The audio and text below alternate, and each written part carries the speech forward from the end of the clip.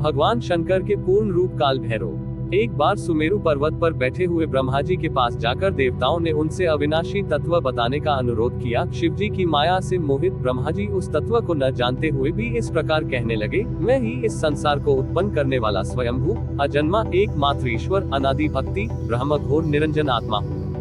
मैं ही प्रवृत्ति और निवृत्ति का मूलाधार सर्वलीन पूर्ण ब्रह्म हूँ। ब्रह्मा जी के ऐसा कहने पर मुनि मंडली में विद्यमान विष्णु जी ने उन्हें समझाते हुए कहा कि मेरी आज्ञा से तो तुम सृष्टि के रचयिता बने हो, मेरा अनादर करके तुम अपने प्रभुत्व की बात कैसे कर रहे हो।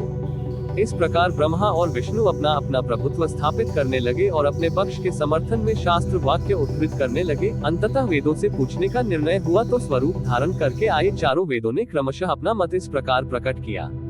ऋग्वेद जिसके भीतर समस्त भूत निहित है तथा जिससे सब कुछ प्रवत होता है और जिसे परमात्मा कहा जाता है, वह एक रुद्र रूप ही है। यजुर्वेद जिसके द्वारा हम वेद भी प्रमाणित होते हैं तथा जो ईश्वर के संपूर्ण यज्ञों तथा योगों से भजन किया जाता है, सबका दृष्टा वह एक शिव ही है। सामवेद जो समस्त संसारी जनों को भरमाता है, जिसे योगी जन ढूंढते हैं और जिसकी भांति से सारा संसार प्रकाशित होता है, वे एक त्रयंबक शिव जी ही है। अथर्ववेद जिसकी भक्ति से साक्षात्कार होता है और जो सुखदक अतीत अनादि ब्रह्म है, वे केवल एक शंकर जी ही हैं। विष्णु ने वेदों के इस कथन को प्रताप बताते हुए नित्य शिवा से रमण करने वाले दिगंबर पीतवर्ण धूलित भूसरित प्रेमनाथ कुबेटा धारी सर्वावेष्टित वृपन वाही निसंग शिव जी को परब्रह्म मानने से इनकार कर दिया। ब्रह्मा विष्णु विवाद को सुनकर ओंकार ने शिव जी की ज्योति नित्य और सनातन को परब्रह्म बताया, परंतु फिर भी शिव माया से मोहित ब्रह्मा विष्णु की बुद्धि नहीं बदली।